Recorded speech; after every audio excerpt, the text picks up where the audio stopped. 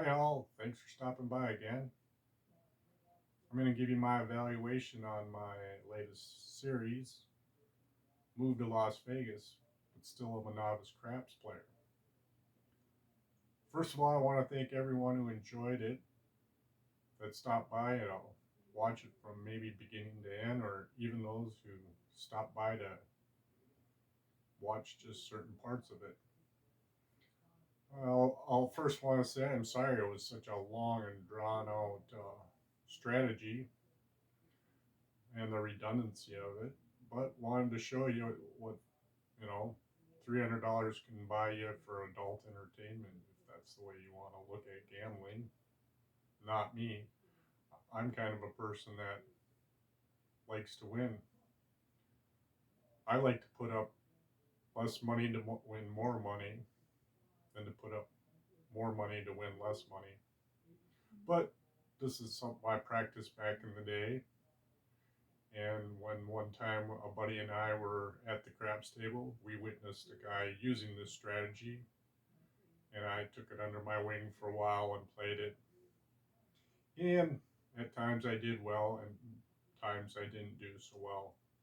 It's a system that can turn on you pretty quick, as you can see. I only did reach my win goal one time using it in the past. There was times I hit it a few times, but this was money I was willing to lose back then just for educational reasons, I guess. Obviously, it's once you get behind in it, it's almost a 2 to 1 to get back. You know, 2 wins to one loss to get back almost ahead of the game. That's probably its biggest downfall. But it does seem to last pretty long, as you can see, for just $300. I would have liked to done a roll count on it. Wish I kind of would. But to kind of go on with it again, it was I think it's a very rarity that you could probably play this system on a multi-table anymore, as I tried to simulate 2 tables, and at even times I believe I played 3 tables of it at one time at Binion's when they would have the $2 tables right out in front of, if you've ever been to the Horseshoe out down on Fremont Street, where and these tables would be packed all the time most of the time, but they are always very close together, so you can monitor your bets and listen for the call outs of a 4 or 10. And again, like I said, at times it was profitable, other times it turned on me. And it, like I said, could turn on you quick. Uh, in this series, I only reached my win goal one time of the 125 to about $150, and then again went to right side betting, and that failed miserably again.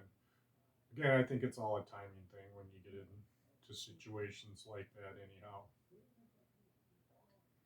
uh, do I play this anymore today? No, I've long moved on to that. Became well more educated, learned a lot more from craps by reading, practicing, um, watching table play. I think a lot of people are intimidated by craps because, again, contracting a bet and kind of looking like a novice when you walk up there and you don't know, you're acting like Rusty Griswold when you don't even know what you're doing when you approach the table and you're going to mimic somebody else's play as they go on, whether it may be beneficial to you or not. But again, you got to learn these things as you go along. A lot of people, you know, don't always understand the lingo, and then on top of it, trying to understand the odds of the game also. But again, the dealers are there to help, so cast cast the intimidation part aside if you're interested in learning on how to play craps. Read as much as you can. Practice your as much as you can. There's so much more these days when I first started in craps, of being able to practice your play, practice your strategies, to build your own strategies and practice them.